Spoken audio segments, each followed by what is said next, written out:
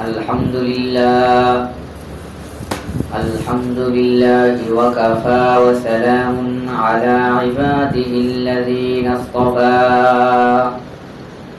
أما بعد فأعوذ بالله من شرور أنفسنا ومن سيئات أعمالنا من يهده الله فلا مضل له ومن يضلله فلا هادي له ونشهد أن لا إله إلا الله وحده لا شريك له ونشهد أن محمدا عبده ورسوله أرسله بالحق بشيرا ونذيرا وداعيا إلى الله بإذنه وسراجا منيرا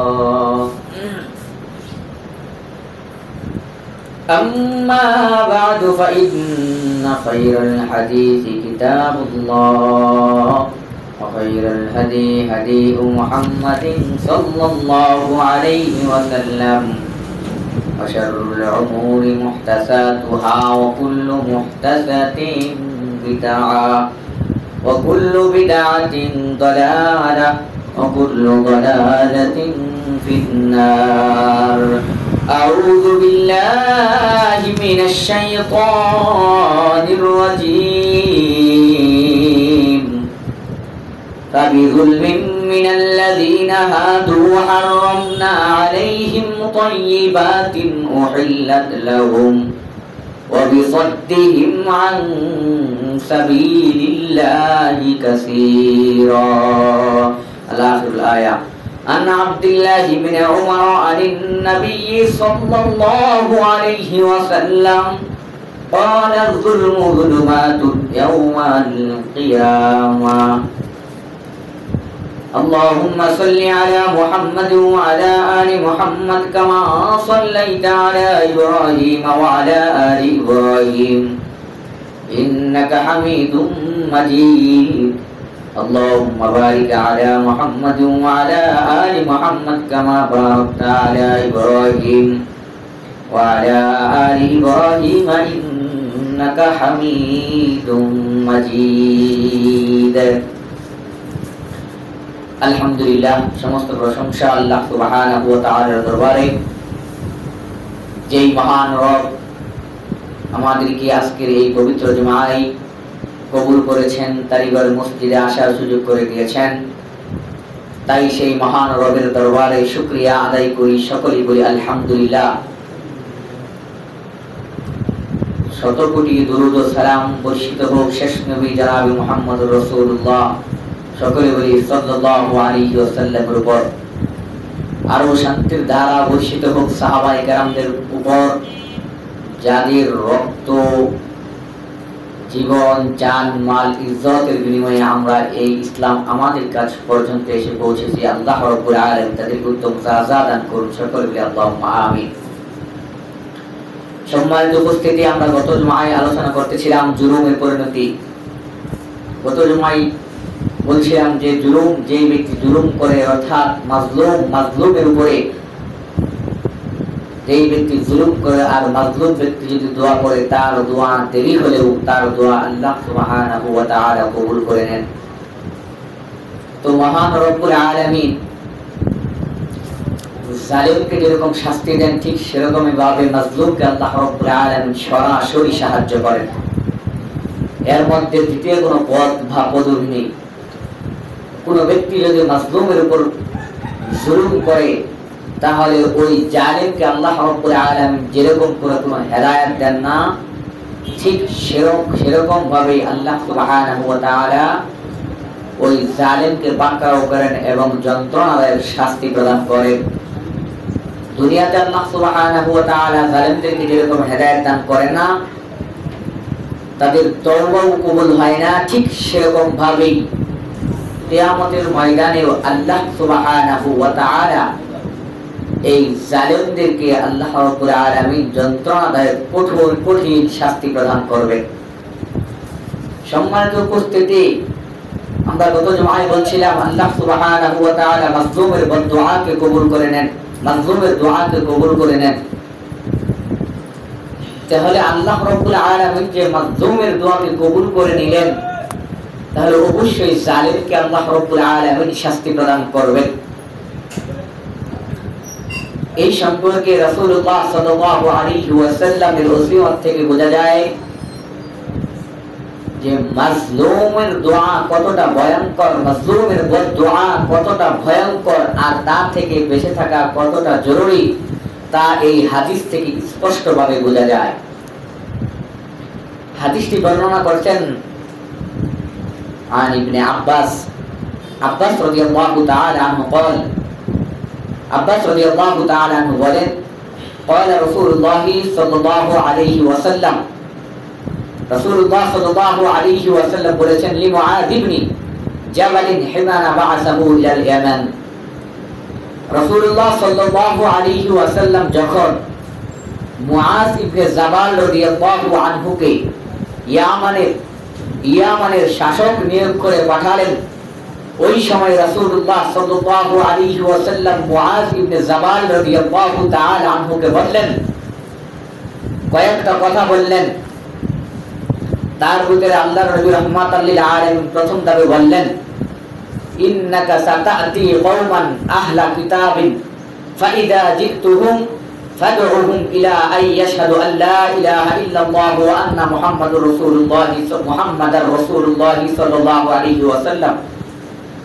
আল্লাহর নবী রাহমাতাল লিল আলামিন মুআয ইবনে জাবাল রাদিয়াল্লাহু তাআলা আনহুকে বললেন, তুমি আহলে কিতাবদের নিকট যাচ্ছ, কাজেই তাদের কাছে যখন পৌঁছবে তখন তাদেরকে এই কথার দিকে দাওয়াত দিবে যে তারা যেন সাক্ষ্য দিয়ে দেয় যে আল্লাহ ব্যতীত কোনো ইলাহ নেই এবং মুহাম্মাদুর রাসূলুল্লাহ সাল্লাল্লাহু আলাইহি ওয়াসাল্লাম আল্লাহর রাসূল। সম্মানিত উপস্থিতি, তারপর আল্লাহর নবী বলেন, ফাইনহুম আতাউ লাকা বিযালিকা আখবিরহুম আন্নাল্লাহা ক্বাদ ফারাদা আলাইহিম খামসা সালাওয়াতিন ফি কুল্লি ইয়াউমিন ওয়া লাইলা। রাসূলুল্লাহ সাল্লাল্লাহু আলাইহি ওয়াসাল্লাম মুআয ইবনে জাবাল রাদিয়াল্লাহু তাআলা আনহুকে বললেন, মুআয ইবনে জাবাল রাদিয়াল্লাহু তাআলা আনহুকে বললেন, হে মুআয, যখন তারা সাক্ষ্য দিয়ে দিবে আল্লাহ ছাড়া কোনো মাবুদ নেই, যখন এই সাক্ষ্য দিয়ে দেওয়া হবে যে আল্লাহ ছাড়া কোনো মাবুদ নেই, তখন তুমি তাদেরকে বলবে যে তোমাদেরকে আল্লাহ রাব্বুল আলামিনের পক্ষ থেকে তোমাদের উপরে দিনে এবং রাতে 5 ওয়াক্ত সালাত ফরজ করা হয়েছে। তাহলে আল্লাহর নবী রাহমাতাল লিল আলামিন শুরুতে কি বললেন? শুরুতে বললেন, হে মুআয, তুমি শুরুতে গিয়ে তাদেরকে দাওয়াত দিবে। কি দাওয়াত দিবে? ইয়াশহাদু আন লা ইলাহা ইল্লাল্লাহ ওয়া আন্না মুহাম্মাদুর রাসূলুল্লাহ সাল্লাল্লাহু আলাইহি ওয়াসাল্লাম, আল্লাহ ব্যতীত কোনো মাবুদ নেই। তুমি এই দাওয়াত তাদেরকে দিবে। যখন তারা এই দাওয়াতকে মেনে নেবে তখন তুমি তাদেরকে বলবে তোমাদের উপরে আল্লাহ রাব্বুল আলামিনের 5 ওয়াক্ত সালাত দিনে এবং রাতে মিলে 5 ওয়াক্ত সালাত তোমাদের উপর ফরজ করেছেন। তারপর আল্লাহর নবী রাহমাতাল লিল আলামিন মুআযকে বললেন, ফাইনহুম আতাউ লাকা, যখন তারা এই কথা তো মেনে নেবে, বিযালিকা ফাআখবিরহুম আন্নাল্লাহা ক্বাদ ফারাদা আলাইহিম সাদাকা তুখাযু মিন আগনিয়াইহিম ফাতুরাদ্দু আলা ফুকারাইহিম ফাইনহুম আতাউ লাকা বিযালিকা ফাইয়াকা ওয়া কারাইমা আমওয়ালিহিম। তারা যখন এই কথা মেনে নেবে তখন তাদেরকে বলবে যে আল্লাহ রাব্বুল আলামিন তোমাদের উপরে সাদকা অর্থাৎ যাকাত তোমাদের উপর ফরজ করেছেন। যাকাত হলো দলিলের কাছ থেকে সম্পত্তি নিয়ে গিয়ে গরিবদেরকে বন্টন করে দেওয়া। আর তারা যখন এটা করবে তখন তাদের উত্তম মাল গ্রহণ করা থেকে বিরত থাকবে। তারপর সর্বশেষ আল্লাহর নবী রাহমাতাল লিল আলামিন মুআয ইবনে জাবাল রাদিয়াল্লাহু তাআলা আনহুকে বললেন, মুআয, সাবধান, ওয়াত্তাকি দাওয়াতাল মাজলুম ফাইন্নাহু লাইসা বাইনাহু ওয়া বাইনাল্লাহি হিজাব। আল্লাহর নবী রাহমাতাল লিল আলামিন সর্বশেষ মুআয রাদিয়াল্লাহু তাআলা আনহুকে ডাক দিয়ে বললেন, হে মুআজ, তোমাকে ইয়ামানের বাদশা করে পাঠানো হলো, ইয়ামানের আমির নিযুক্ত করে, শাসক নিযুক্ত করে তোমাকে পাঠানো হলো। কিন্তু সাবধান, মাজলুমের বদদুয়াকে ভয় করবা, কেননা তার বদদুয়া আল্লাহর মাঝে কোনো পর্দা রাখে না। মুআজকে 5টা কথা বলার পর সর্বশেষ মুআজকে বললেন, হে মুআজ, তোমাকে তো শাসক করে পাঠানো হলো, তুমি মাজলুমের বদদুয়া থেকে হেফাজত থাকবা, মাজলুমের বদদুয়াকে ভয় করবা, কেননা তার বদদুয়া আল্লাহ রাব্বুল আলামিনের মাঝে কোনো পর্দা রাখে না। কোন মাজলুম যদি দুনিয়ার বুকে থেকে আল্লাহ রাব্বুল আলামিনের কাছে অভিযোগ জানায়, আল্লাহর নবীর এই হাদিস থেকে স্পষ্টভাবে বোঝা যায় ওই ব্যক্তি মাজলুমের দোয়া আর আল্লাহ রাব্বুল আলামিনের মাঝে কোনো পর্দা আল্লাহ রাব্বুল আলামিন রাখে না। ও দুনিয়ার মানুষেরা, এই হাদিসটা সহিহুল বুখারীর 1496 নম্বর হাদিসের ভিতরে বলা হয়েছে, যেই রকম মাজলুমের দোয়া আল্লাহর দরবারে কোনো পর্দা রাখে না, সেই রকম ভাবে আল্লাহর নবী রাহমাতাল লিল আলামিন বলেন, আল্লাহ রাব্বুল আলামিন সূরাতুন নিসার 160 নম্বর আয়াতের মধ্যে বলেন, ফাবিযুলমিন মিনাল্লাযীনা হাদু হারামনা আলাইহিম তাইয়্যিবাতিন উহিল্লাত লাহুম ওয়া বিসাদ্দিহিম আন সাবিলিল্লাহি কাসীরা। জুলুম শুধুমাত্র মাজলুমের বদদুআই শুধু দেয় না, জুলুম মানুষের হালাল রিজিক থেকেও বঞ্চিত রাখে আল্লাহ রাব্বুল আলামিন। এই কথাটাই সূরাতুন নিসার 160 নম্বর আয়াতের মধ্যে বলেন, ইহুদিদের গুরুতর সীমা লঙ্ঘনের কারণে আমি তাদের প্রতি এমন কিছু উৎকৃষ্ট বস্তু হারাম করে দেই যা পূর্বে তাদের পক্ষে হালাল করা হয়েছিল, এবং আল্লাহর পথে তাদের অত্যাধিক বাধা দানের কারণে। এই হাদিস থেকে এই কথা বোঝা যায় যে আল্লাহ রাব্বুল আলামিন ইহুদি সম্প্রদায়ের প্রতি কিছু কিছু হালাল জিনিসকেও আল্লাহ রাব্বুল আলামিন হারাম করে দিয়েছেন। যেই জিনিসগুলো ইতিপূর্বে ইহুদিদের পূর্বে হালাল ছিল, ইহুদিদের তারা ওই অবস্থায় থাকা অবস্থায় তাদের কাছে হালাল ছিল, কিন্তু তারা যখন মানুষের উপর জুলুম অন্যায় শুরু করলো, তখন রব্বুল আলামিন তাদের উপরে ওই জিনিসগুলো হারাম করে দিলেন।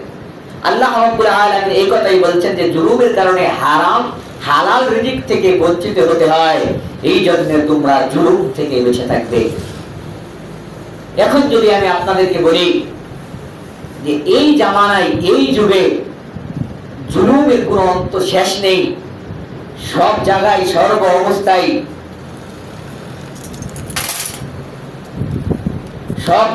সবখানে সব অবস্থায় জুলুম।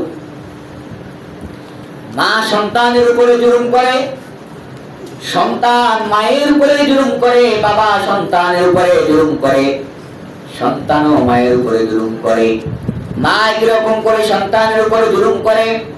ও দুনিয়ার ইমানদার, মা শুধুমাত্র সন্তানকে আপন করে নিয়েছে এমনটা নয়, মাও সন্তানের প্রতি জুলুম করে। কিভাবে জুলুম করে? ওই সন্তানের যদি ছেলে সন্তান হয়, মায়ের বুকের দুধ পান করবে 2 থেকে 2.5 বছর পর্যন্ত। ওই মা ওই সন্তানকে কি করলেন? বুকের দুধ পান না করিয়ে রাস্তাঘাট থেকে, দোকানপাট থেকে দুধ কিনে নিয়ে খাওয়ালেন। কিন্তু মায়ের বুকের দুধ পান না করানোর কারণে ওই মাও জালেম হয়ে গেছে। ওই মাকে আল্লাহর দরবারে হাজিরা দিতে হবে, আল্লাহর কাছে জবাবদিহিতা করতে হবে।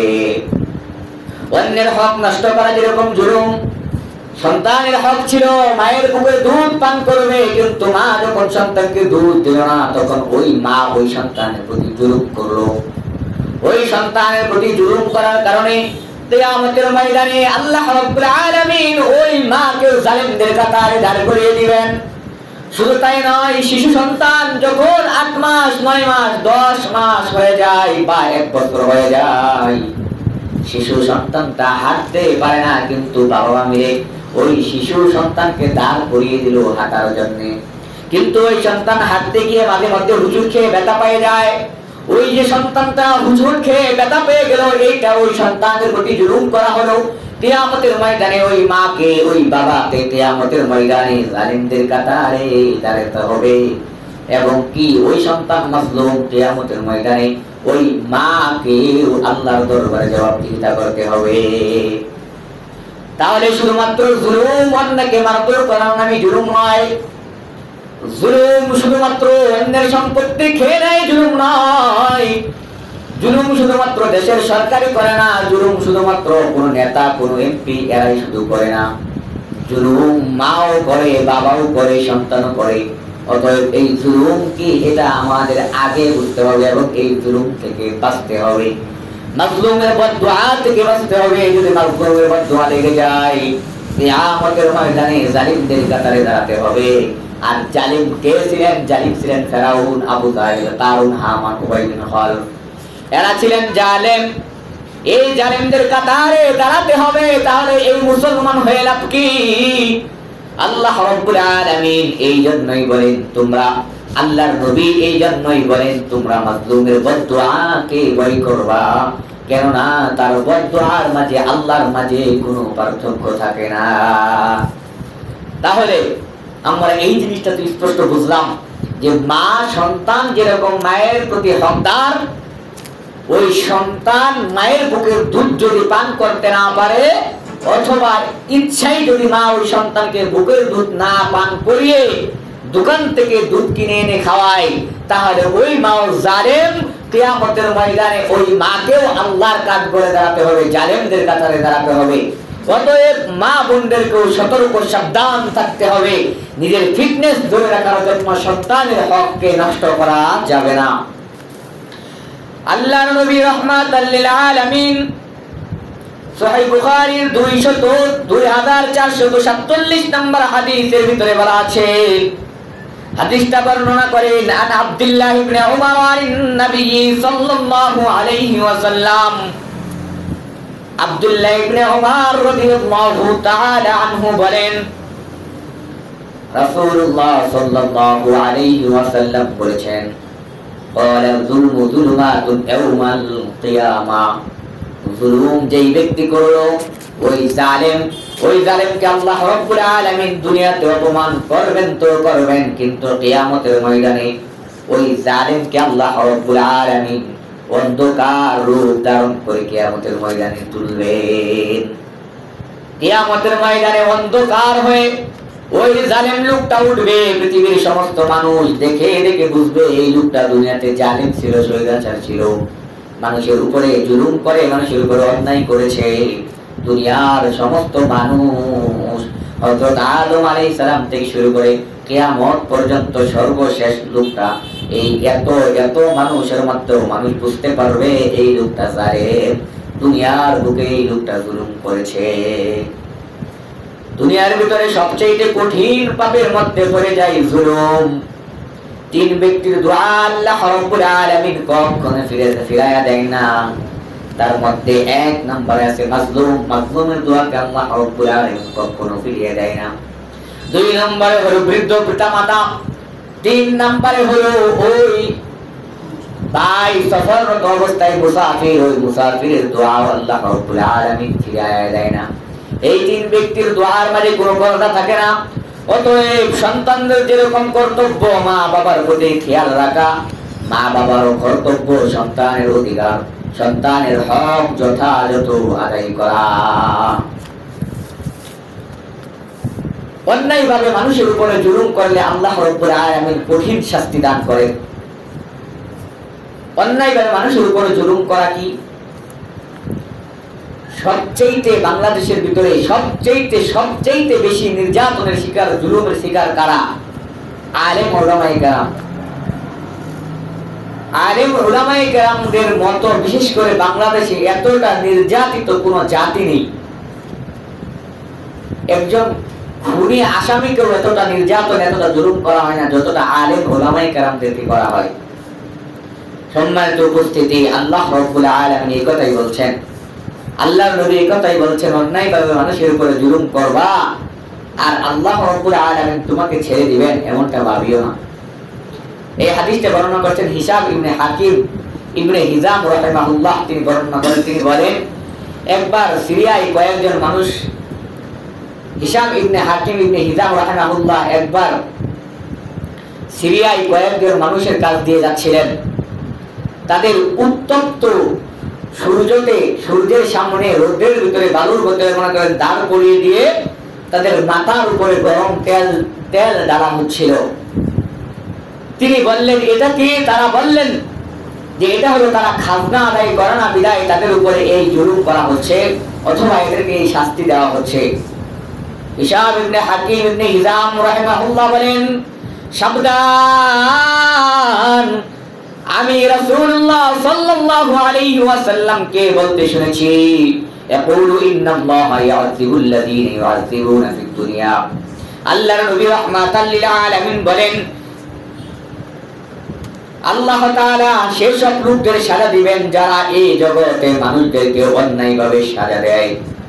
তাহলে বোঝা যায় কোন জালেম যদি মুসলমান হয়ে মানুষের উপরে জুলুম করে, মুসলমান হয়ে মানুষের উপরে অন্যায় করে, অত্যাচার করে, তাহলে ওই জালেম যদি তওবা করে আল্লাহ পাক ওই জালেমের তওবা কবুল করবে না, যতক্ষণ পর্যন্ত ওই মাজলুমের কাছ থেকে মাজলুমের হক আদায় না করে, মাজলুমের কাছে ক্ষমা না নিয়ে আল্লাহর দরবারে তওবা করবে। আর কোন হিন্দু কোন মুসলিম যদি জুলুম করে, তাহলে ওই ব্যক্তি যদি মৃত্যুর আগ মুহূর্তে ইসলাম গ্রহণ করতে পারে, তাহলে আল্লাহ রাব্বুল আলামিন ওই ব্যক্তিকেও ক্ষমা করে দিবেন। তাহলে হিন্দু যদি জুলুম অন্যায় অত্যাচার করে, ওই ব্যক্তি যদি মারা যায় অথবা মৃত্যুর আগ মুহূর্তে যদি ইসলাম ধর্ম গ্রহণ করতে পারে, তাহলে তার জিন্দেগীর সমস্ত গুনাহগুলো মাফ। এই সম্পর্কে আল্লাহর নবী রাহমাতুল লিল আলামিনের একটা হাদিস আছে। আল্লাহর নবী রাহমাতুল লিল আলামিন বলেন, কিয়ামতের ময়দানে যে খুন করলো উনিও হাসতে থাকবেন, আর যে মৃত্যুবরণ করলো উনিও হাসতে থাকবেন।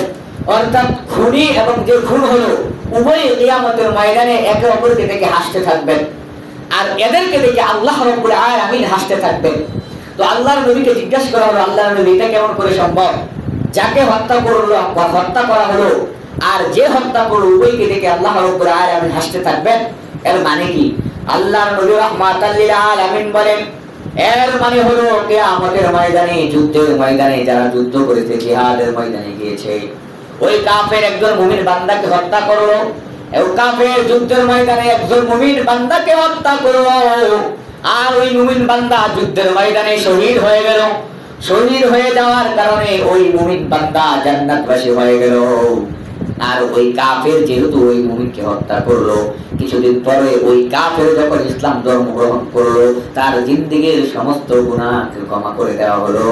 এদেরকে দেখে আল্লাহ রাব্বুল আলামিন এই জন্যই হাসতে থাকবে। একজন তওবা করে জান্নাত পেয়ে গেল, আরেকজন খুন হয়ে জান্নাত পেয়ে গেল। এই জন্য সম্মানিত উপস্থিতি, মুসলমানদের দ্বিতীয় কোনো পথ নেই। মুসলমানদের মানুষের উপরে জুলুম করে যদি তওবা না করে, তার কাছে ক্ষমা না নিয়ে যদি মৃত্যুবরণ করে, তাহলে মুসলমানদের এই জুলুমের পরিণত কি? এই জুলুমের শাস্তি হবেই হবে, এছাড়া কোনো গতি নেই, শাস্তি হবেই হবে। আর ও তো হিন্দু, ও তো বুঝে নাই, ওকে আল্লাহ রাব্বুল আলামিন যদি কোনোদিন হেদায়েত দিয়ে দেন, তাহলে ইসলাম ধর্ম গ্রহণ করার কারণে জিন্দেগীর সমস্ত গুনাহ মাফ। ওই হিন্দুর জন্য এই সুযোগ, কিন্তু আপনার আমার জন্য এই সুযোগ নেই। যেরকম করে হিন্দু যদি তওবা না করে, মুসলমান না হয়ে যদি মৃত্যুবরণ করে, তাহলে ওই মুসলমান যেরকম জীবনে কোনোদিন আল্লাহর ক্ষমা পাবে না, জীবনে কোনোদিন জান্নাত পাবে না, ঠিক সেরকম ভাবেই একজন মুসলমান যদি সারাটা জিন্দেগি গুনাহ করে আর যদি জীবনে একবার লা ইলাহা ইল্লাল্লাহ সাক্ষ্য দেয়, ওই মুমিন বান্দা যখন মৃত্যুবরণ করবে, ওই মুসলমান যখন মৃত্যুবরণ করবে, আল্লাহ রাব্বুল আলামিন কিয়ামতের ময়দানে শাস্তি দিবেন, জাহান্নামেও দিবেন। কিন্তু একটা সময় শাস্তি দিতে আগুনে পুড়তে যখন তার শাস্তি শেষ হয়ে যাবে, তখন ওই ব্যক্তিকে ক্ষমা করা হবে। কিন্তু হিন্দুর জন্য এই পথ মৃত্যুর পরে খোলা নেই, কিন্তু মুসলমানদের জন্য খোলা আছে। সম্মানিত উপস্থিতি, তাহলে আল্লাহর নবী বলছেন, ও মুসলমান সাবধান, ও ঈমানদার, কোন মানুষের উপরে জুলুম করা যাবে না। ও মা বোন সন্তানের উপর জুলুম করা যাবে না, স্বামীর উপর জুলুম করা যাবে না, স্বামী স্ত্রীর উপর জুলুম করা যাবে না, ভাই ভাইয়ের উপর জুলুম করা যাবে না, কোন মুসলমানের উপর জুলুম করা যাবে না। যদি জুলুম করা হয়, তাহলে কিয়ামতের ময়দানে শুধু নয়, আল্লাহ রাব্বুল আলামিন এই দুনিয়াতেও ওই জালেমকে আল্লাহ রাব্বুল আলামিন তওবা ওই জালেমের তওবা কবুল করবে না, ওই জালেমকে আল্লাহ রাব্বুল আলামিন হেদায়েত দিবে না। কেউ যদি অন্যায়ভাবে 1 বিঘা পরিমাণ জমি জুলুম করে নিয়ে নেয়, কেউ যদি 1 বিঘা সম্পত্তি যদি অন্যায়ভাবে অন্যের সম্পত্তি জুলুম করে নিয়ে নেয়, এই দুনিয়ার মানুষ এখন শুধুমাত্র সম্পত্তির জন্যই শুধুমাত্র মারামারি কাটাকাটি করে না? সম্মানিত উপস্থিতি, না ওরা এলাকার ভিতরে মনে হয় এই জিনিসটা নাই, কিন্তু আল্লাহ নবী রাহমাতাল লিল আলামিন বলেন, যদি কোনো ব্যক্তি 1 বিঘা জমি কোনো মানুষের কাছ থেকে অন্যায়ভাবে জুলুম করে নিয়ে যায়, তাহলে কিয়ামতের ময়দানে 7 তরফ জমিন তার গলায় ঝুলিয়ে দেওয়া হবে, আর সে এটা নিয়ে হাসরের ময়দানে উঠবে।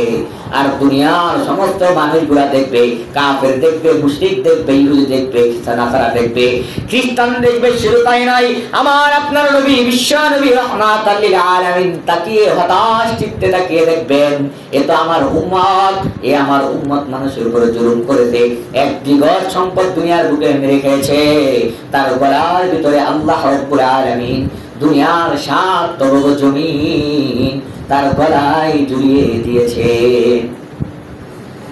আল্লাহর নবী রাহমাতাল লিল আলামিন বলেন, আবু সালামা রাদিয়াল্লাহু তাআলা আনহু বর্ণনা করেন, তিনি বলেন, আল্লাহর নবী রাহমাতাল লিল আলামিন আয়েশা রাদিয়াল্লাহু তাআলা আনহার কাছে উল্লেখ করা হলো, আল্লাহর নবী রাহমাতাল লিল আলামিন মৃত্যুবরণ করার পর আবু সালামা রাদিয়াল্লাহু তাআলা আনহু বলেন, কয়েকজন লোকের ভিতরে জমি নিয়ে বিবাদ দেখা দিল, জমি নিয়ে ঝগড়া ফাসাদ হয়ে গেল। আর এই বিষয়টা আম্মা জান আয়েশা রাদিয়াল্লাহু তাআলা আনহুর নিকট দেওয়া হলো। আম্মা জান আয়েশা রাদিয়াল্লাহু তাআলা আনহু বলেন, আবু সালামা রাদিয়াল্লাহু তাআলা আনহু বলেন, আম্মা জান আয়েশা ডাক দিয়ে বলেন, ও আবু সালামা, তাদেরকে বলো জমির ব্যাপারে তারা যেন সতর্ক থাকে, কেননা নবী সাল্লাল্লাহু আলাইহি ওয়াসাল্লাম বলেছেন, যেই ব্যক্তি 1 বিঘা জমি কোন মানুষের মেরে খাবে, জুলুম করে অন্যায়ভাবে রক্ষণ করবে, কিয়ামতের ময়দানে আল্লাহ রাব্বুল আলামিন ওই ব্যক্তির গলায় 7 তরফ জমিন ঝুলিয়ে দিবে। আর আমরা কত মানুষের কত সম্পত্তি কিভাবে মেরে খাচ্ছি, হিসাবটা মনে করি না আমার বাপদাদার সম্পত্তি, ভাই ভাইয়ের সম্পত্তি মেরে খাই, নাওরা নাই। আমার গ্রামের ভিতরে আছে, ভাই ভাইয়ের সম্পত্তি মেরে খাই, ভাই বোনের সম্পত্তি মেরে খায়, সন্তানের সম্পত্তি বাবা মেরে খেয়ে দেয়। এরকম করে করে ভাই ভাইয়ের সম্পত্তি যেরকম খায়, যেরকম করে করে মায়ের সম্পত্তি অনেক সন্তান গোপন ভাবে লিখে নিয়ে অন্যায় ভাবে দখল করে নেয়। তাহলে ওই ভাই যতই নামাজি হোক, যতই আল্লাহওয়ালা হোক, যতই তাকওয়াশীল হোক, যত বড়ই লম্বা দাড়ি রাখুক, মাথার ভিতরে যত উঁচু টুপিটাই লাগাক, 100 বার হজ করলে ওই ব্যক্তিকে আল্লাহ রাব্বুল আলামিন মাফ করবে না। কিয়ামতের ময়দানে ওই হাজি নামের শয়তানের গলার মধ্যে, ওই হাজি নামের শয়তানের গলার ভিতরে এই জনকে ঝুলিয়ে দিয়ে কিয়ামতের ময়দানে তোলা হবে। আর শয়তানও দেখে এই ব্যক্তিকে লজ্জাবোধ করবে, শয়তান ওই ব্যক্তিকে দেখে লজ্জাবোধ করবে, আর আফসোস করে বলবে, ওরে শয়তান, তুই তো আমার তো একদম আগায়া। এখন মানুষ কি শয়তানদের ধরে? শয়তানের চাইতে বড় শয়তান হচ্ছে এখন মানুষ। সম্মানিত উপস্থিতি, আল্লাহর নবী রাহমাতাল লিল আলামিন বলেন, আন আবি হুরায়রা রাদিয়াল্লাহু তাআলা আনহু قال قال رسول الله صلى الله عليه وسلم أتدرون مال المفلس। আবু হুরায়রা রাদিয়াল্লাহু তাআলা আনহু বলেন, আল্লাহর নবী রাহমাতাল লিল আলামিন একদিন বলতেছিলেন, ও সাহাবারা বলো তো সবচেয়ে অভাবী লোক কে? আপনাদেরকে যদি প্রশ্ন করা হয়, বলেন তো অভাবী লোককে, আপনার আমার ভাষা হবে যে যার টাকা নাই, যে খেতে পারে না, ওই হচ্ছে সবচেয়ে অভাবী লোক। আল্লাহর নবীকে বললেন, ওই সাহাবারা ওই কথা বললেন, ও আল্লাহর নবী, ক্বালু আল মুফলিসু ফিনা মাল্লা দিরহাম লাহু ওয়ালা মাতা। আল্লাহর নবী রাহমাতাল লিল আলামিনকে সাহাবারা উত্তর দিলেন, ও আল্লাহর নবী, আমাদের মাঝে তাদের দিরহাম টাকা কড়ি ধন সম্পদ নেই, সেই তো সবচেয়ে অভাবী লোক। আল্লাহর নবী রাহমাতাল লিল আলামিন বলেন, ফাকালা ইন্নাল মুফলিস না না, তোমরা যেটা তাদেরকে অভাবী মনে করতেছো, প্রকৃতপক্ষে ওরা অভাবী লোক নয়। আল্লাহর নবী কি বলছেন সাহাবাদেরকে? সাহাবা শোনো, তোমাদের কাছে তোমরা যাকে অভাবী মনে করো, প্রকৃতপক্ষে ওই ব্যক্তি অভাবী লোক নয়। তাহলে অভাবী লোককে আল্লাহর নবী রাহমাতাল লিল আলামিন বলেন, মিন উম্মতি ইয়াতি ইয়াউমাল কিয়ামাহ, আমার উম্মত কিয়ামতের ময়দানে বিসসালাতিন ওয়া সিয়ামিন ওয়া যাকাত। আল্লাহর নবী রাহমাতাল লিল আলামিন বলেন, কিয়ামতের ময়দানে ওই ব্যক্তি শত শত কোটি কোটি সালাত নিয়ে কিয়ামতের ময়দানে উঠবেন, লক্ষ লক্ষ সিয়ামের নেকি নিয়ে উঠবেন, যাকাতের নেকি নিয়ে উঠবেন। ওয়াতি কদ শাতামা হাযা, অথচ সে ওই অবস্থায় ওই সম্পত্তি নিয়ে যখন কিয়ামতের ময়দানে উঠলেন, ওই ব্যক্তি, ওই ইমানদার, আপনার আমার ভাষায় হাজী সাহেব, আপনার আমার ভাষায় বড় ইমানদার, বড় তাকওয়াশীল নামাজি মানুষ, ওই ব্যক্তিটা লক্ষ লক্ষ ইবাদত নিয়ে, পাহাড় সমপরিমাণ নেক আমল নিয়ে কিয়ামতের ময়দানে উঠবেন। আল্লাহ রাব্বুল আলামিন ওই ব্যক্তিকে কিয়ামতের ময়দানে আল্লাহ রাব্বুল আলামিন ডাক দিয়ে যখন আমলটা মাপ দিবেন, আমলটা মাপ দেওয়ার পর ওই ইমানদারের জান্নাতে যাওয়ার ফয়সালা হয়ে যাবে। জান্নাতের চাবিটাও হাতের ভিতরে ধরিয়ে দেওয়া হবে। ওই লোকটা জান্নাতের চাবি নিয়ে জান্নাতের দিকে দৌড়াতে থাকবে। এমন সময় ওই জালেম যেহেতু দুনিয়ার উপরে জুলুম করেছে, অন্যায় করেছে, বিচার করেছে, আল্লাহ রাব্বুল আলামিন, আল্লাহর নবী রাহমাতাল লিল আলামিন বলেন, ওই অবস্থায় তার কাছে যাবে। তার কাছে কে যাবে? ওয়াতি কদ শাতামা হাযা, তার কাছে যাবে। ওয়াকযা হাযা, তার কাছে যাবে। তার কাছে এরকম লোক গিয়ে দাঁড়াবে, ও রব্বুল আলামিন, তুমি তো দুনিয়ার বুকে ঘোষণা দিয়েছিলে, আলেম উলামায়ে কেরাম বলেছেন, তুমি কিয়ামতের ময়দানে কারো উপর জুলুম করবে না, কারো উপর অন্যায় করবে না, কারো উপরে জুলুম করবে না, অবিচার করবে না। ও রব্বুল আলামিন, এই লোকটা আজকে এত আমল, কিয়াম দুনিয়ায় থাকা অবস্থায় এই লোকটা আমাকে অন্যায়ভাবে গালি দিয়েছিল। আল্লাহর নবী রাহমাতাল লিল আলামিন বলেন, এই হালাতে ওই দুনিয়ার ওই কিয়ামতের ময়দানে কোনো পথ থাকবে না, ক্ষমার কোনো পথ থাকবে না, ক্ষমা পাওয়ার কোনো রাস্তা থাকবে না। ও ইমানদার, লক্ষ লক্ষ ইবাদত নিয়ে যখন আল্লাহর দরবারে উঠলেন, পাহাড় সমান ইবাদত নিয়ে, বন্ধুকে নিয়ে, আল্লাহর নবী রাহমাতাল লিল আলামিন বলেন, ওই লোকটা যে দুনিয়াতে গালিগালাজ করেছে, আল্লাহ রাব্বুল আলামিন ওই লোকের গালিগালাজ কি দিয়ে আজকে পূরণ করবেন? কিয়ামতের ময়দানে ওই আমলদারের ওই আমল থেকে কিছু আমল ওই গালির বিনিময়ে কিয়ামতের ময়দানে দিয়ে দেওয়া হবে। তারপর ওয়াকযা হাযা, তারপর আবার তার কাছে আসবে দৌড়ে আরেকজন। কে আসবে?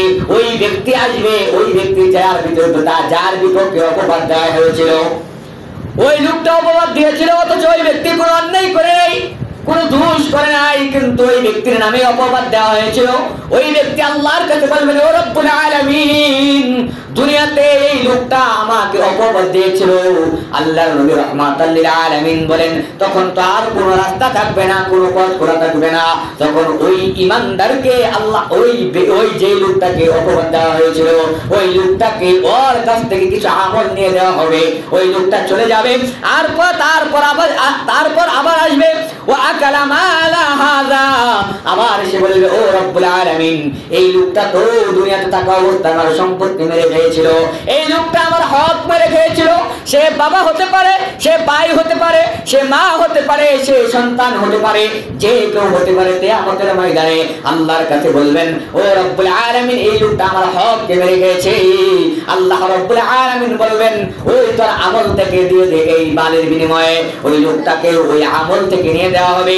তারপর আল্লাহর নবী রাহমাতাল লিল আলামিন বলেন, তারপর ওয়াসাফাকা দামা হাযা, আল্লাহর নবী রাহমাতাল লিল আলামিন বলেন, ওয়াদাবা হাযা, আল্লাহর নবী রাহমাতাল লিল আলামিন বলেন, এরকম করে করে ওই লোকের কাছে মানুষ আসতে থাকবে আর বলতে থাকবে, দুনিয়াতে আমাকে অন্যায়ভাবে হত্যা করেছিল, ও রব্বুল আলামিন, আমাকে দুনিয়াতে অন্যায়ভাবে হত্যা করার কারণে এই লোকটা আজকে জান্নাত চলে যাবে, এমনটা হতে পারে না।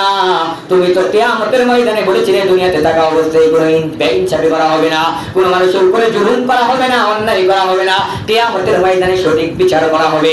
আল্লাহ রাব্বুল আলামিন ওই লোকের লক্ষ লক্ষ পাহাড় সমান ইবাদত নিয়ে ওঠার কারণে ওই লোকটার ইবাদত ধীরে ধীরে দিয়ে দেওয়া হবে।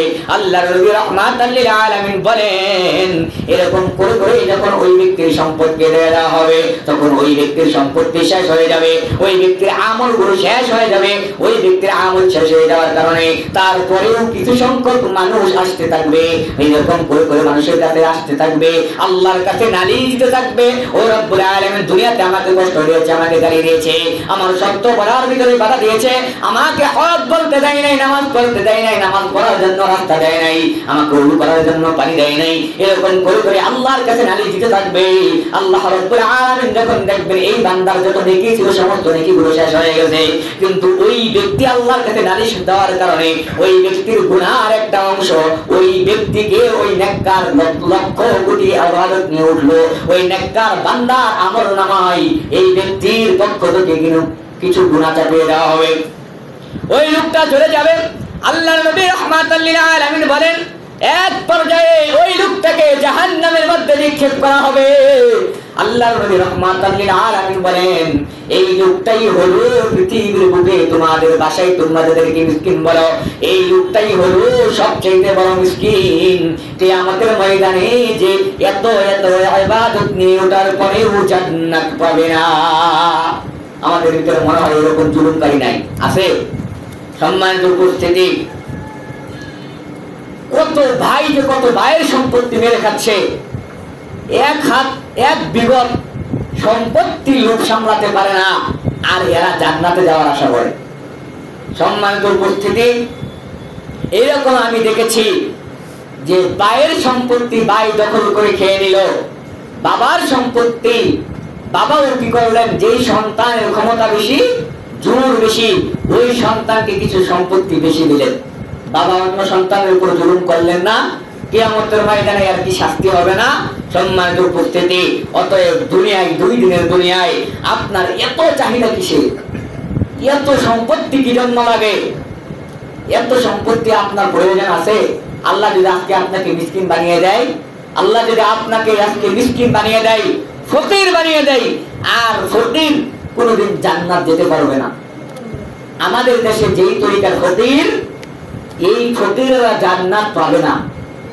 কিভাবে জান্নাত পাবে না দেখেন, একজন কোটিপতি সাহাবী ছিলেন, লক্ষ কোটি টাকার মালিক ছিলেন।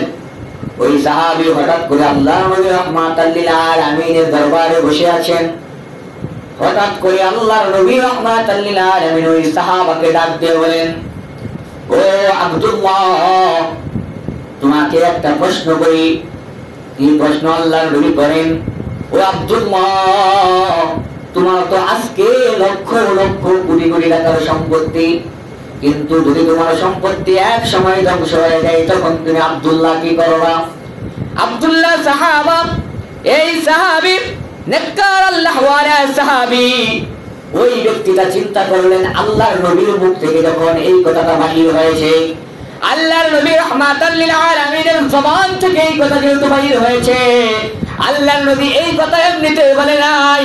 ওই সাহাবী আল্লাহর নবীকে ডাক দিয়ে বললেন, ও পয়গম্বর, আমি ফকির হয়ে যাব।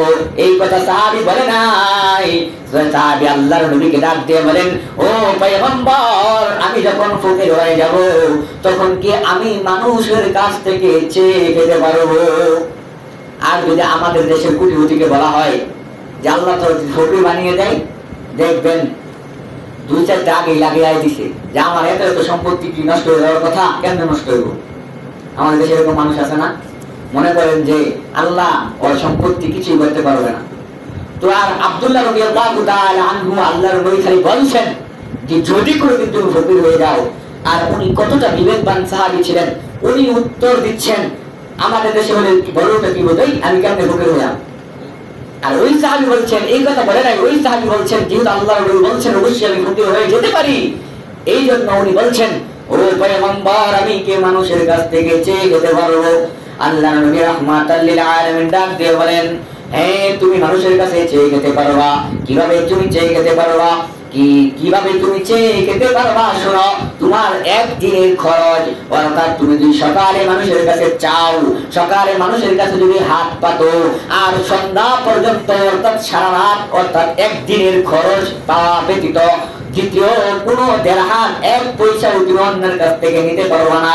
অর্থাৎ যেদিনের খাবার প্রয়োজন তুমি ওই দিনই মানুষের কাছে চাইতে পারবা, ওই দিন যদি মানুষের কাছে চাও ওই দিনই তুমি খেতে পারবা, ওই দিনই খেতে পারবা, পরের দিনের জন্য ভিক্ষা করে জমা করতে পারবা না।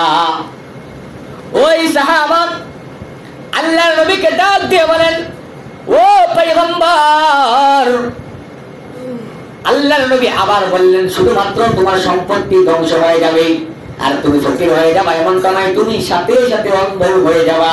তারপরে সাহাবী আবার উত্তর দিলেন, ও পয়গম্বর, আমি যখন ফকির হয়ে যাব, আমি যখন মিসকিন হয়ে যাব, তখন কি আপনি বেঁচে থাকবেন? আল্লাহর নবী রাহমাতাল লিল আলামিন বলেন, আব্দুল্লাহ, তুমি যখন ফকির হয়ে যাবা তখন আমি দুনিয়ার বুকে থাকবো না, আমি মৃত্যুবরণ করার পরই তুমি মিসকিন হয়ে যাইবা। আব্দুল্লাহ রাদিয়াল্লাহু তাআলা আনহু চিৎকার করে কাঁদতে শুরু করলেন। আল্লাহর নবী ডাক দিয়ে বলেন, ও সাহাবী, তুমি কি জন্য কাঁদতেছো? তুমি ফকির হয়ে যাইবা এই ভয়ে কি তুমি কাঁদতেছো?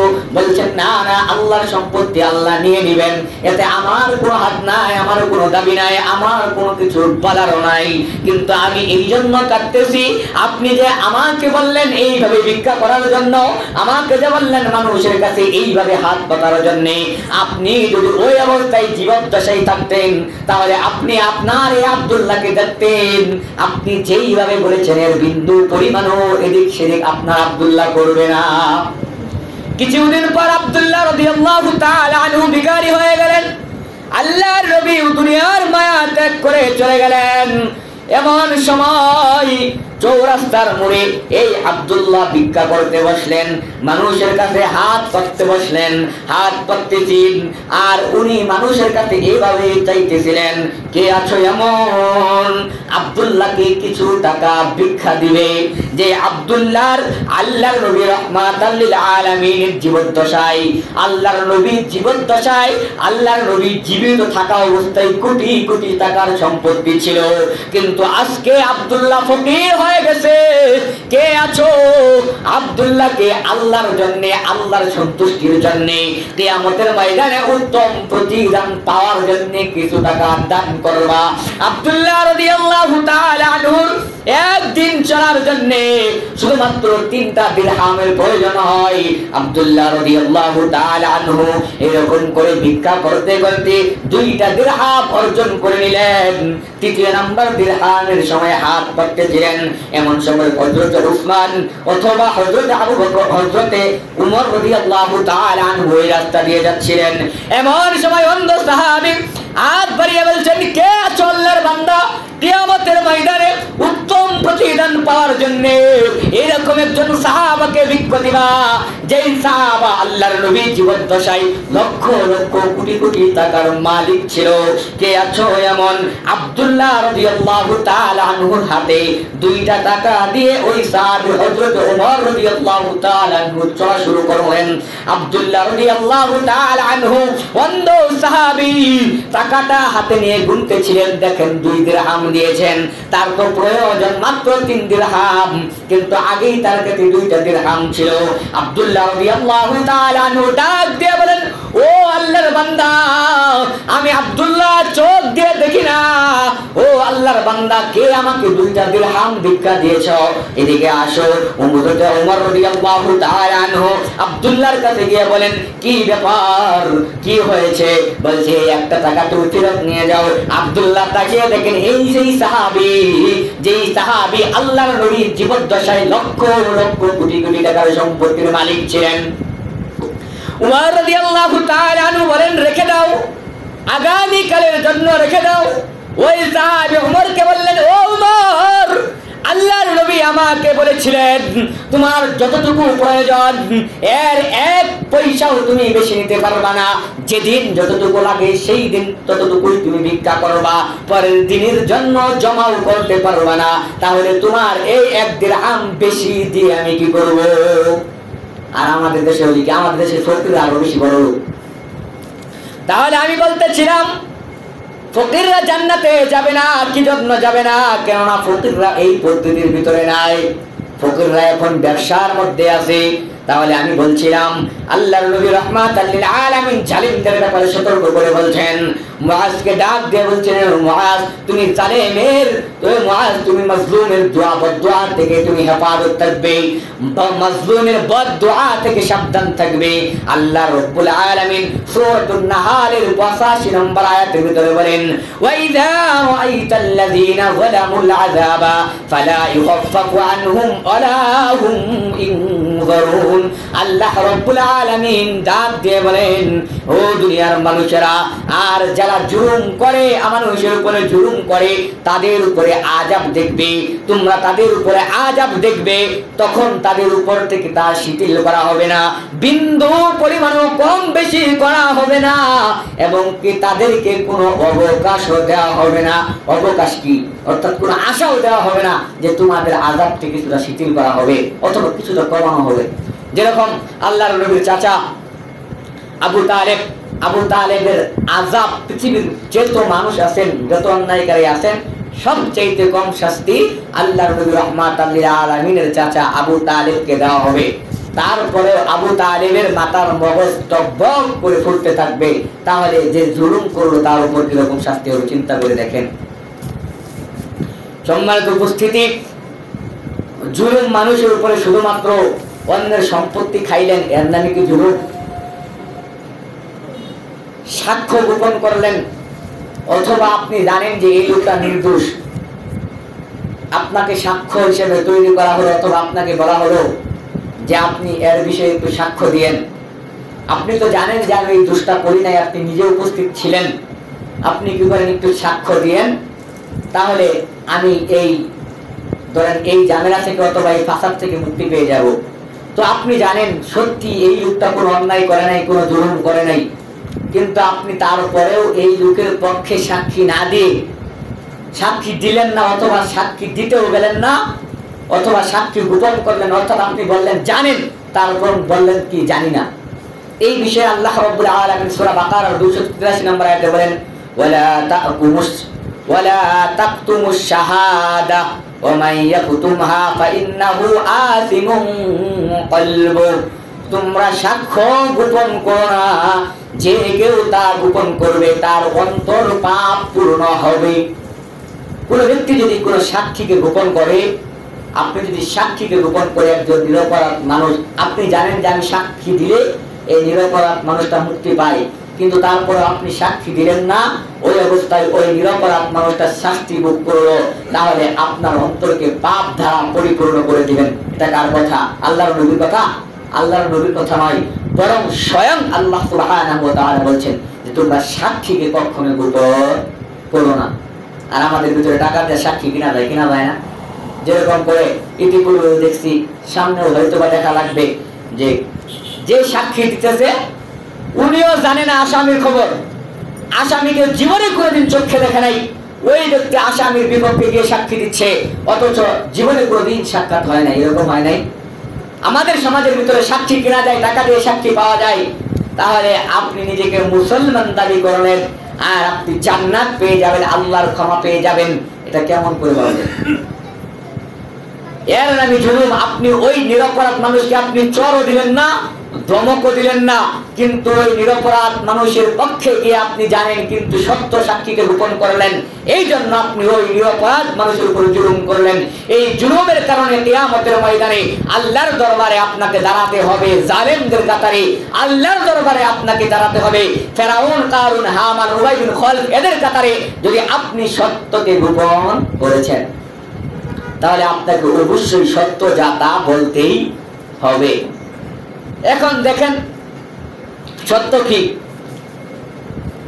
ওই শুরুতে বলছিলাম যে এই পৃথিবীর বুকে, বিশেষ করে বাংলাদেশের ভিতরে সবচাইতে বেশি মাজলুম আর সবচাইতে বেশি নিরহ, সবচাইতে বেশি জুলুমের শিকার হচ্ছে আলেম ওলামায়ে কেরাম। আলেম ওলামায়ে কেরাম না? দেখেন, আপনার হয়তো কষ্ট লাগতে পারে, স্বাভাবিকভাবে যদি কোনো ওয়াজ মাহফিল করা হয়, তো যদি কোনো নেতাকে দাওয়াত দেওয়া হয়, কোনো এমপি পদপ্রার্থীকে দাওয়াত দেওয়া হয়, অথবা কোনো মানুষ রাজনীতি করে এরকম লোককে দাওয়াত দিলেন, আপনি দাওয়াত দেওয়ার পর উনি স্টেজে বসেই সাইডে বসেই হুজুরকে বলতে, হুজুর রাজনীতির বিষয়ে কোনো আলোচনা করবেন না, হুজুর রাজনীতির বিষয়ে কোরআন হাদিসে যা আছে তাই কোন, কিন্তু রাজনীতি নিয়ে কোনো কথা বলবেন না। তো ওই হুজুর তো রাজনীতি নিয়ে কথা বলে নাই, কিন্তু কোরআন এবং হাদিসে আছে তা বলা লাগে। এখন একটু পরেই ওই হুজুরের বয়ান শেষ হওয়ার পরে ওই নেতা মাইক নিয়ে দাঁড়িয়ে গেল। দাঁড়িয়ে গিয়ে উনি তার দলের, তার সংগঠনের কিচ্ছা কাহিনী এবং কি নির্বাচনের বুড়ো চায় বলে এই ওয়াজ মাহফিলে বসে। তাহলে বোঝা যাচ্ছে যে হুজুর যখন সত্য কথা বলবে তখন হুজুরের জন্য রাজনীতি নিষিদ্ধ, কিন্তু কোন নেতা গিয়ে ওয়াজ মাহফিলে গিয়ে প্যান্ডেলে গিয়ে স্টেজে উঠে মানুষের কাছে ভোট চাইবে, এটা তার জন্য বৈধ। এই জন্যই বলছিলাম যে বাংলাদেশের ভিতরে সবচেয়ে বেশি নির্যাতনের শিকার হচ্ছে আলেম উলামায়ে কেরাম, সবচেয়ে বেশি আলেম উলামায়ে কেরাম হচ্ছে নির্যাতনের শিকার। আপনি নেতা হয়ে মসজিদের মেম্বারে উঠে অথবা মসজিদের ভিতরে মিটিং করতে বসে আপনি মানুষের কাছে ভোট চাইতে পারেন, আপনার দলের পক্ষে কথা বলতে পারেন, আর আল্লাহর নবী রাহমাতাল লিল আলামিন এবং আল্লাহ সুবহানাহু ওয়া তাআলার মুখের ভাষা এই জায়গায় বললে মানুষের সমস্যা, মানুষের চুলকানি। কেন ভাই? আপনি নিজেকে মুসলমান দাবি করেন না? এখন স্বাভাবিকভাবেই যদি আমি আপনাকে বলি, আমি যদি কোরআন এবং কোন হাদিসের কথা আমি যদি আপনাকে বলি, তাহলে আপনি স্বাভাবিকভাবেই একটা কথা মনে করেন। কি মনে করেন? আপনিও ভালো করে জানেন যে জামায়াতে ইসলামী তারা নিজেকে ইসলামী দল দাবি করে, আমিও মানলাম। হেফাজতে ইসলামও দাবি করে, আমিও মানলাম। খেলাফতে মজলিস এরাও দাবি করেন, মানলাম। জামায়াতে ইসলাম শেষে ইসলাম দিছে, হেফাজতে ইসলাম উনিও শেষে ইসলাম দিছে। এখন সাধারণভাবেই এই সংগঠনগুলা বেশিরভাগই, যেহেতু হেফাজতে ইসলাম, খেলাফতে মজলিস এই সংগঠনগুলা, জামাতে ইসলাম বেশিরভাগই যেহেতু উলামায়ে কেরামদের হাতে পরিচালিত হয়, তাহলে স্বাভাবিকভাবেই এরা যদি 100-র ভিতরে 100% কোরআন হাদিস মানতে নাও পারে, অন্তত 50% তো মানে, এটা তো স্বীকার করেন, মানে না? তো 50% যখন মানে, তো স্বাভাবিকভাবেই ধরেন আমাদের কোনো কি, আপনাদের বলছি জামাতে ইসলামকে ভোট দেন, কোনোদিন বলছি রিকশায় ভোট দেন, হাত পাতায় ভোট দেন বলছি? কোনোদিন কি বলছি আমি এই দল করি? কোনোদিন দেখছেন যে এই দলের মিটিং মিছিলে গেছি? যাই নাই। তা আমি সব দলেই আছি, সব দলেই নেই। তো আমি স্বাভাবিকভাবে যেটা বোঝাতে চাচ্ছিলাম যে যেহেতু এই সংগঠনগুলো উলামায়ে কেরামদের হাতে অধিকাংশ পরিচালিত হয়, তাহলে এদের যদি 50% এরা চেষ্টা করে, ধরেন যেটা নিজেদের সুবিধা মতো এটা কোরআন হাদিস দ্বারা পরিচালনা করলো, এবং স্বাভাবিকভাবেই একজন আলেম উনি কোনো রাজনীতি করে না, উনি কোনো কিচ্ছু করে না। ধরেন আমি তো রাজনীতির বুঝি না, তাহলে আমি যদি কোরআন হাদিসের কোনো কথা বলি, তাহলে ওই কথাটা যদি স্বাভাবিকভাবেই ওই যে জামাত ইসলামের স্লোগান দেয় লিল্লাহি তাকবীর অথবা নারায়ে তাকবীর আল্লাহু আকবার, আমি যদি স্বাভাবিকভাবে এই তাকবীরটা এখানে দেই, তাহলে এক শ্রেণীর মানুষ মনে করবে হুজুর ওই দল করে, এই জন্য তাকবীর চাচ্ছে। ওই তাকবীর কি ওই দলের? বলেন ওই দলের তাকবীর, কথা বলেন ওই দলের তাকবীর। তাহলে আপনি মনে করলেন কি এটা এই দলের তাকবীর, হুজুর ওই দল করে। তাহলে বোঝা যাচ্ছে যে আপনি ওকে ইসলামী দল মানেন, কিন্তু মুখ দিয়ে স্বীকার করেন না। আপনার অন্তরের ভিতরে ধারণা আছে যে ওর ভিতরে ইসলাম কিছুটা হলেও আছে, কিন্তু আপনি যে দল করেন ওই দলের ভিতরে বিন্দু পরিমাণ ইসলাম নেই। না হলে আপনারা তো জ্বালা উঠবে কেন? ওই দিনকে এক মোবাইলের ভিতরে দেখলাম একজন হুজুরকে, হুজুর বয়ানের মাঝখানে তাকবীর দিলেন যে লিল্লাহি তাকবীর আল্লাহু আকবার, সাইড দেখ ফাতিনা, এই তাকবীর দেওয়া যাবে না। তাকবীর কি হয়েছে? এটা রাজনীতির তাকবীর। আচ্ছা বলেন আল্লাহু আকবার রাজনীতির তাকবীর? বলেন রাজনীতির তাকবীর আল্লাহু আকবার অর্থ কি? বলেন আল্লাহ বড়। আচ্ছা এটা কি বলা অপরাধ? তো এটা হুজুরকে বলতেছে রাজনীতির তাকবীর, আপনি তাকবীর দিয়েন না। তাহলে এর মানে কি বোঝা যাচ্ছে বলেন? যে আপনি আমি মুসলমান, দুনিয়ার স্বার্থে মুসলমান। আপনি আপনার ভিতরে আর এই হিন্দুর ভিতরে বিন্দু পরিমাণ কোনো পার্থক্য নাই। আপনাকে আর ওই হিন্দুকে এক কাতারে দাঁড় করিয়ে দিয়ে, হিন্দুরা নামাজ পড়ে, জানেন মাঝে মধ্যে হিন্দুরা মসজিদের ঢুকে নামাজ পড়ে, ওই রাজনীতির খাতিরে পড়ে। আর আপনারা দেখছেন কিনা জানি না, কিন্তু আমি দেখছি এটা হিন্দু মসজিদের ঢুকে নামাজ পড়তেছে, আশ্চর্য কাহিনী। কিন্তু ওই রাজনীতির খাতিরে এরকম নেতা আছে আমি দেখলাম। এক মসজিদে ধরেন স্বাভাবিকভাবে আহলে হাদিসের নামাজ আউয়াল রাখতে হয়, হানাফি মাযহাবের নামাজ একটু শেষে রাখতে হয়। তো এরকম দেখলাম আউয়াল রাখতে নামাজ পড়ে আছে, আবার শেষের নামাজ দাঁড়ায় গেছে ফরজ নামাজে। সাইড দিয়ে ফাতি নেতা বলতেছে, নেতা নামাজ তো পড়ে আসেন মাত্র, হেই বেড়া নামাজ পড়ে বলছি এটা ভোট লাগতো না, এটা ভোট লাগতো না, এই জায়গায় ভোট লাগতো না। তাহলে ইসলামকে সবাই করে আমি আপনি বিকৃতি করলাম কি কারণে? দুনিয়ার স্বার্থে। বলেন এই স্বার্থ দিয়ে আপনি আখিরাতে পার পেয়ে যাবেন? আপনার জিন্দেগি কয়দিন? আচ্ছা আপনার যত বড় নেতাই হন, যত বড় ক্ষমতা বা বড় লোকই হন, আচ্ছা আপনার কি মনে হয় যে আপনি ফেরাউনের মতো হায়াত পাবেন, কারণের মতো সম্পত্তি পাবেন? আপনার মনে হয় পাবেন? ফেরাউন 950 বছর রাজত্ব করেছেন, শুধুমাত্র কিসের রাজত্ব? জালেমের রাজত্ব করছেন 950 বছর। আপনি কোনরকম পাইবেন? এই 70 বছর করছে এখন পড়ানো। তো স্বাভাবিকভাবেই যেই জুলুম করবে তার শাস্তি এরকম হয়। তা আমি বলছিলাম যে এই বিশেষ করে বাংলাদেশের ভিতরে সবচেয়ে বেশি নির্যাতনের শিকার হলো আলেম ওলামায়ে কেরাম। আমরা এদিকেও যাইতে পারি না, এদিকেও যাইতে পারি না, এদিকেও যেতে পারি না, এদিকেও যেতে পারি না, সামনে পিছনে ডানে বামে কোনো দিকে যাইতে পারি না। এক দলের পক্ষে বললে আরেক দলের বিপক্ষে অটোমেটিক যায়। স্বাভাবিকভাবেই চুরের কথা বললে চুরের বিপক্ষে যাবে, যে বালা মানুষ তার পক্ষে যাবে, এটা স্বাভাবিকভাবেই। ডাকাতের কথা বললে, জিনার কথা বললে যে জিনা করলো তার বিপক্ষে যাবে, আর যে জিনা করে নাই তার বিপক্ষে যাবে, এটাই স্বাভাবিক। আপনি মানুষের উপরে জুলুম করতেছেন, আমি জুলুমের কথা বললাম, আপনি জুলুম করেন বিদায় আপনার গায়ে লাগলো, কিন্তু যেই ব্যক্তি জুলুম করে নাই সে আনন্দিত ভোগ করলো, যেই ব্যক্তি মাজলুম ওই ব্যক্তির পক্ষে গেল, তখন আপনি স্বাভাবিকভাবে বলবেন যে এই ব্যক্তি তো অমুকের পক্ষ নিয়েছে, কেননা ওই ব্যক্তির উপরে জুলুম করা হচ্ছে। আপনি যে মাজলুম, আপনি যে জুলুমের জালেম, আপনি নিজেও জানেন জালেম। ঠিক সেরকম ভাবেই যখন সত্য আপনার সামনে তোলা হবে, যেটা সত্য যেটা গ্রহণ করার কথা, আপনি সেটা যদি আপনার বিপক্ষে যায় তখন সেটাকে ছুঁড়ে মেলে দিলেন।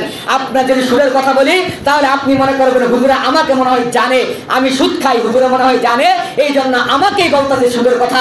আপনি যখন ঘুষ খাইবেন, আমি যখন ঘুষের বিষয় তুলবো, আল্লাহ তো ঘুষের কথা কোরআনে বলে নাই, সুদের কথা বলে নাই, যখন এই কথাগুলো বলবো তখন আপনি মনে করবেন যে হুজুর মনে হয় আমারে দেখে দেখে বলতেছে ঘুষের কথা, হুজুর মনে হয় দেখে দেখে আমাকে বলতেছে ঘুষের কথা, হুজুর মনে হয় দেখে দেখে বলতেছে জিনার কথা, হুজুর মনে হয় দেখে দেখে বলতেছে মদের কথা, কিন্তু আল্লাহ তো কোরআনে সব কিছু বলছি, বলে নাই?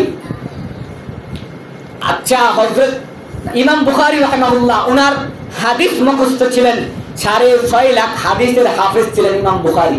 আচ্ছা, ইমাম বুখারী 6.5 লাখ হাদিসের হাফেজ ছিলেন। আপনাদের সামনে কয়টা হাদিস বলা হয়েছে বলেন? কয়টা হাদিস জানেন? কোরআনের ভিতরে 114টা সূরা আছে, 6666 অথবা 6462, 6442, এরকম মতবিরোধ আছে, এতগুলো আয়াত আছে। আপনি কয় হাজার আয়াতের খবর জানেন বলেন? কয়টা আয়াতের অর্থ জানেন? আর আপনি একজন হুজুরের বিষয়ে লেগে গেলেন, হুজুরের বিপক্ষে লাগিয়ে গেলেন, হুজুরকে মাজলুম বানালেন, আর মনে করতেছেন আপনি অনেক বড় নেতা, হুজুরকে নিচে রাখলেই নেতা। সম্মানিত উপস্থিতি, আল্লাহ রাব্বুল আলামিন নিজে কোরআনুল কারীমের ভিতরে কি বলছেন? ইন্নামা ইয়াখশাল্লাহু মিন ইবাদিহিল উলামা ওয়া ওয়ারাসাতুল আমবিয়া। আল্লাহ রাব্বুল আলামিন কি বলছেন? উলামায়ে কেরাম হচ্ছে নবীগণের ওয়ারিস। কাদের ওয়ারিস? নবীগণের ওয়ারিস। আপনার ক্ষমতার ওয়ারিস নয়। উলামায়ে কেরাম আপনার লোভের টাকার সম্পত্তির ওয়ারিস নয়। যদিও উলামায়ে কেরাম আজকের নামে উলামায়ে কেরাম, কিন্তু আল্লাহ তো বলেছেন উলামায়ে কেরাম, আলেম উলামায়ে কেরাম হচ্ছে আল্লাহর নবীর ওয়ারিস। তাহলে আল্লাহর নবীর ওয়ারিসকে আপনি অপমান করলেন, মানে কাকে অপমান করলেন বলেন? স্বাভাবিকভাবেই যদি কোনো সুনাম ধন্য কোনো বংশের লোক থাকে, আর যদি ওই লোককে যদি স্বাভাবিকভাবেই কোনো কিছু করা হয় অথবা কোনো চর খাবড়া দেওয়া হয়, তাহলে সাইটের লোক অন্য সাথের লোক বলে এই ঠিক তাকে মাত্র জানো অমুক বংশের লোক, বলে না? কেননা ওকে মারা মানে ওই বংশকে অপমান করা। ঠিক সেরকম ভাবেই পুরো ভালো পরিবার অথবা পুরো ভালো বংশের সন্তান যখন মদ করে গাঁজাখোর হয়, তখন অনেকে তাকে এটা বলে বোঝায় যে তুই যেই বংশের সন্তান, ওই বংশটা সামান্য কোনো বংশ নয়, নামি দামি বংশ, এই বংশের ভিতরে এরকম কুলাঙ্গার হয় নাই, তুই তো পুরাটা বংশের বদনাম করতেছ, বলে না? মানুষে বলে না ব্যবহারে বংশের পরিচয়। তাহলে আমরা যাদের ওয়ারিস, উলামায়ে কেরামরা যাদের ওয়ারিস, আলেম উলামায়ে কেরামরা যার ওয়ারিস, তিনি কে? পৃথিবীর শ্রেষ্ঠ মহামানব বিশ্বনবী জনাব মুহাম্মদুর রাসূলুল্লাহ সাল্লাল্লাহু আলাইহি ওয়াসাল্লামের ওয়ারিস। তাহলে আপনি যদি কোন আলেম উলামায়ে কেরামকে হে প্রতিপন্ন করে কথা বলবেন, কোন অপমান অপদস্থ করবেন, তখন সরাসরি কাকে অপমান করা হলো বলেন? আল্লাহর নবীকে অপমান করলেন। আর আল্লাহর নবীকে অপমান করলেন মানে আপনি সরাসরি আল্লাহকে অপমান করলেন। আপনার কাছে আমার কোনো মূল্য থাকতে না পারে, আপনার কাছে কোনো আলেমের মূল্য না থাকতে পারে, কিন্তু আল্লাহ আলেমকে ঠিকই মূল্যায়ন করবেন। আমি যদি জিনা করি, আমি যদি মদ খাই, আমি যদি গাঞ্জা খাই, ইয়াবা খাই, আমি যদি সুদ খাই, ঘুষ খাই, কিয়ামতের ময়দানে আমার বিচার আপনার সামনে করা হবে না।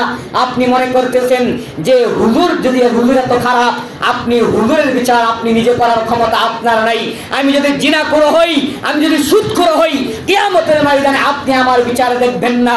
কিয়ামতের ময়দানে আলেম উলামায়ে কেরামদের বিচার আল্লাহ রাব্বুল আলামিন পর্দার আড়ালে নিয়ে করবেন। আর এই উম্মতি মুহাম্মাদীদের বিচার অন্যান্য উম্মতদের মাঝখানে করবে না, পর্দার আড়ালে করবেন। তাহলে এই উম্মতের যেরকম কদর, এই উম্মতকে আল্লাহ পাক যেরকম সম্মান দিলেন, তাহলে আলেম উলামায়ে কেরামকে আল্লাহ ওই পরিমাণ সম্মান দেন নাই? অবশ্যই দিয়েছেন। ঠিক আছে, আপনি জানেন যে এই লোকটা আলেম হতে পারে কিন্তু রাসূলকে গালি দিয়েছে, তাহলে আপনি তাকে হত্যা করেন, এটা আপনার জন্য বৈধ জায়েজ, সে যত বড় আলেম হোক না কেন।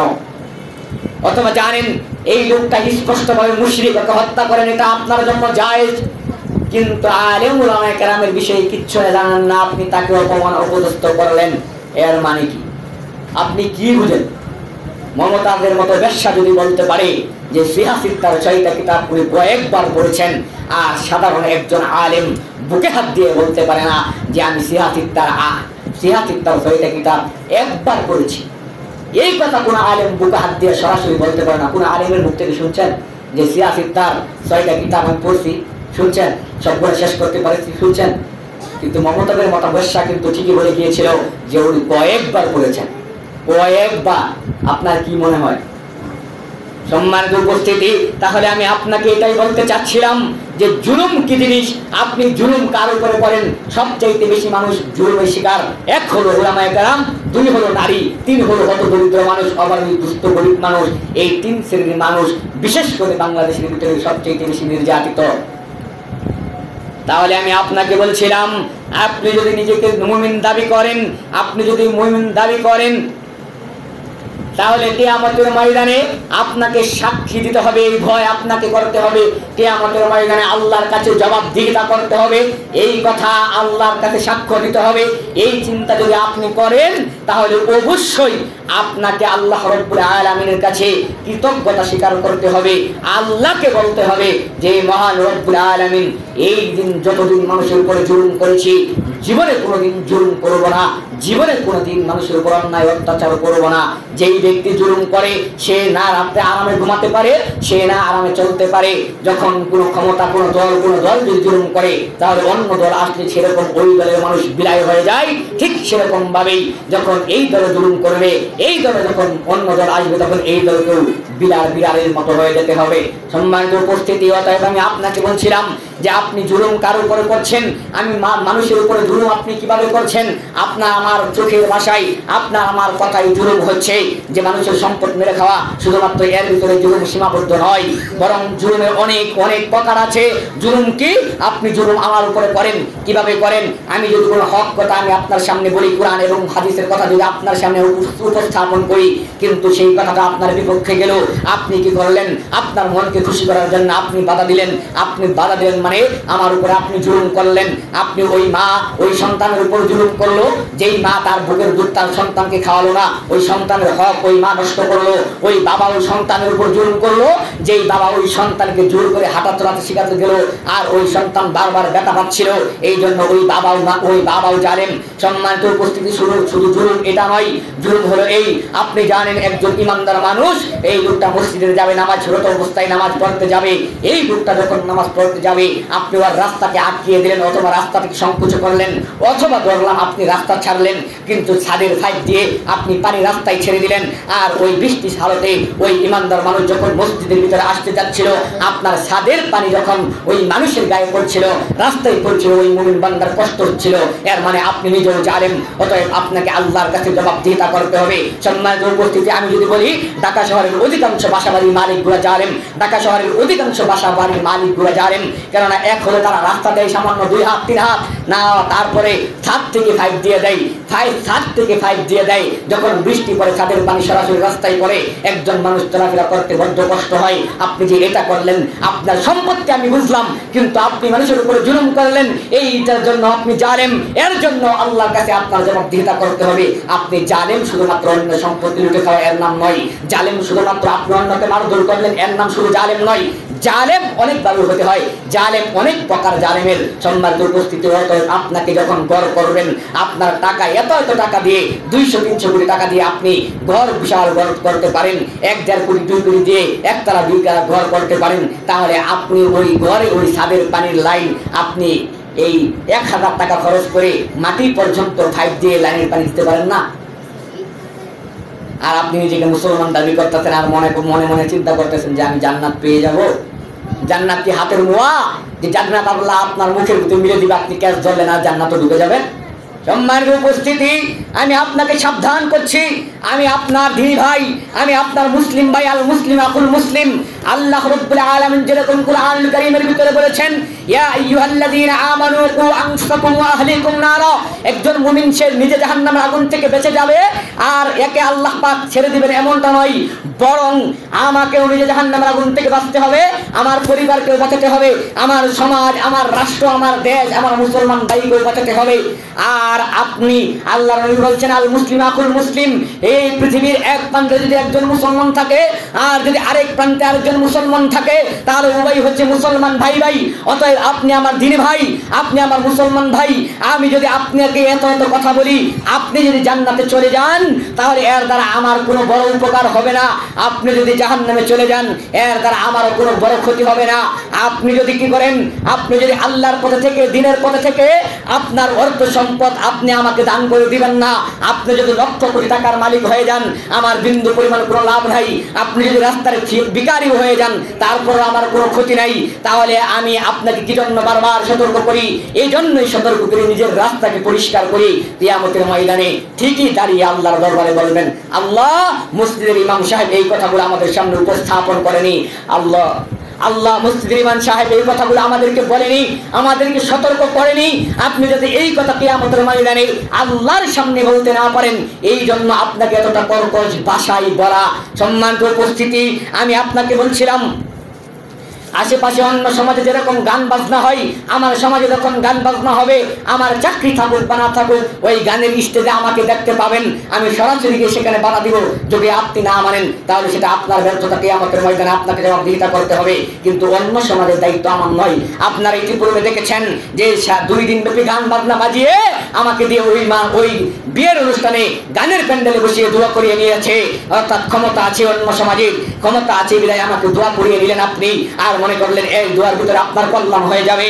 আপনি গান বাজনা বাজালেন, সেখানে হাজার হাজার মেয়ে, সাইড ডাইনে বামে মেয়ে, রাস্তায় মেয়ে, সব জায়গায় মেয়ে, অসংখ্য মেয়ে মেকআপ করে এসেছে, বেপরদা এসেছে, পেট বাহির করে এসেছে।